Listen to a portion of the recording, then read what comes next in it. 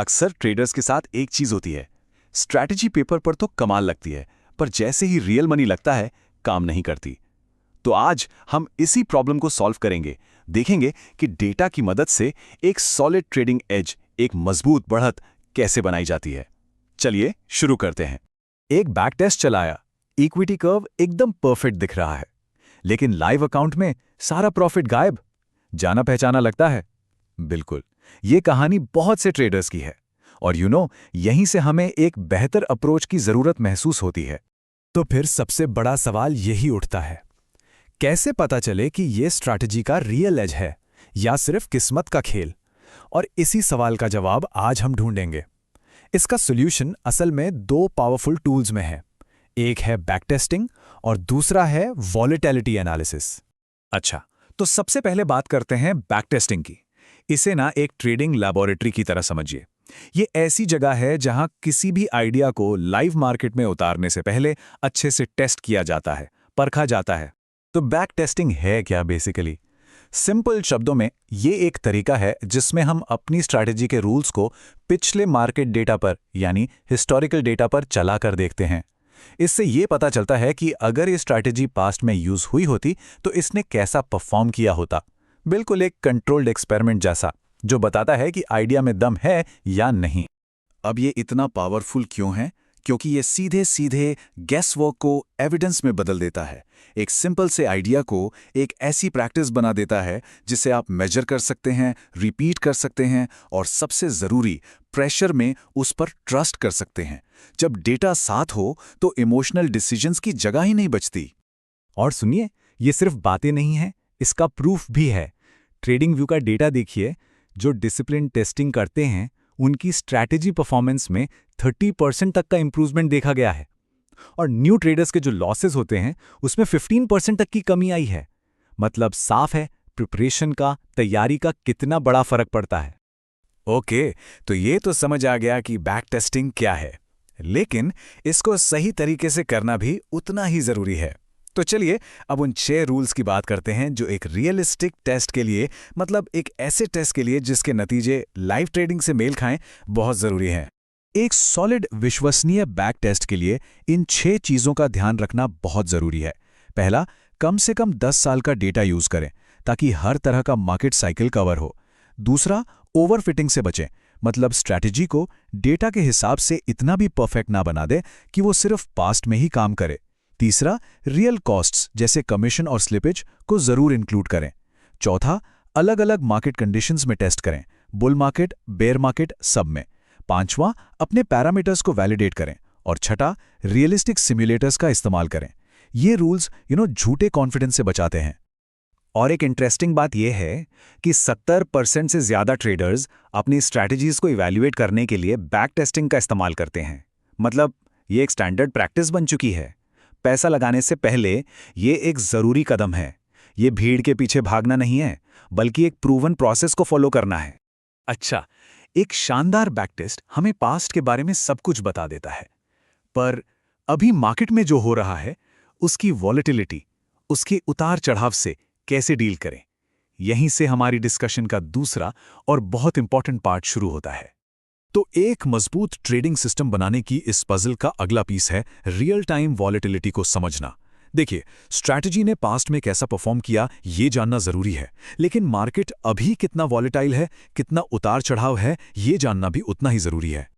और इस काम के लिए हमारा सबसे बेस्ट टूल है एवरेज ट्रू रेंज यानी ATR। ये एक टेक्निकल इंडिकेटर है जो मार्केट की वॉलेटिलिटी को नापता है।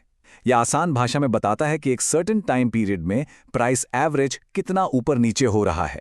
और सबसे इंपॉर्टेंट बात, ATR प्राइस की डायरेक्शन नहीं बताता, सिर्फ उसकी मूवमेंट का साइज, उसका मैग्नीट्यूड बताता है। अब इसकी कैलकुलेशन टेक्निकली 3 सिंपल स्टेप्स में होती हैं। पहले, हर पीरियड का ट्रू रेंज निकाला जाता है जिसमें प्राइस गैप्स को भी कंसिडर करते हैं।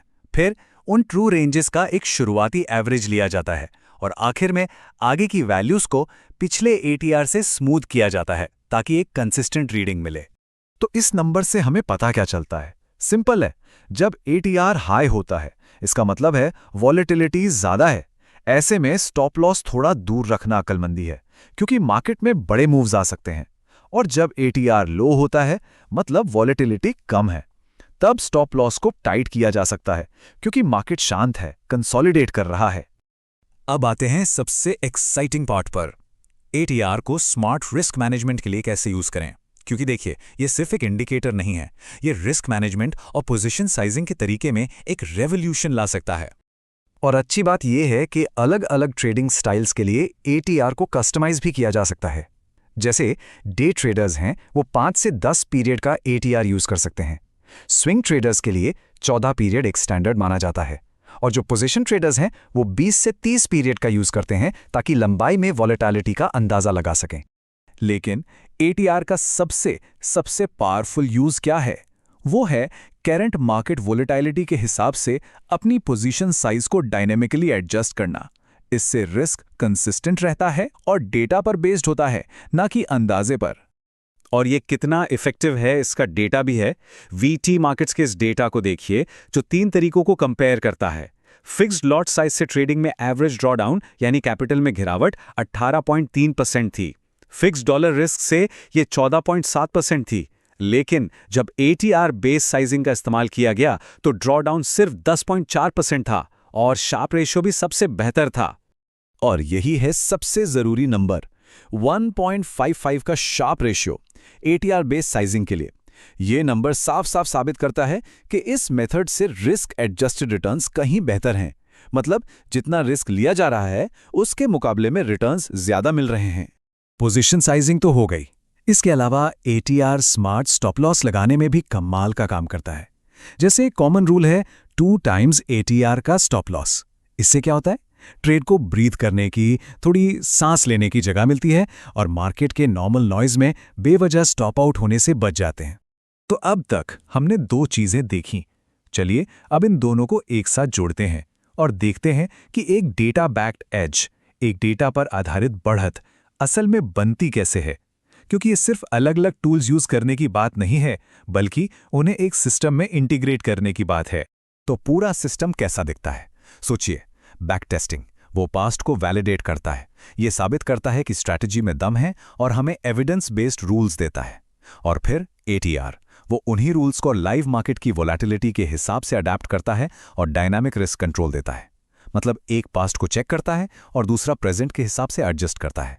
और जैसा कि लुइस लैनिस ने कहा है, पोजीशन का साइज कैसे डिसाइड करते हैं और रिस्क को कैसे मैनेज करते हैं, ये उतना ही इंपॉर्टेंट है जितना कि ये कि आप खरीद क्या रहे हैं। ये कोट पूरी डिस्कशन का निचोड़ है। प्रोसेस भी उतना ही जरूरी है जितना कि आइडिया। तो आखिर में बस एक सवाल सोचने के लिए, जो ट्रेडिंग प्लान है वो सबूतों पे बना है या सिर्फ उम्मीद पे?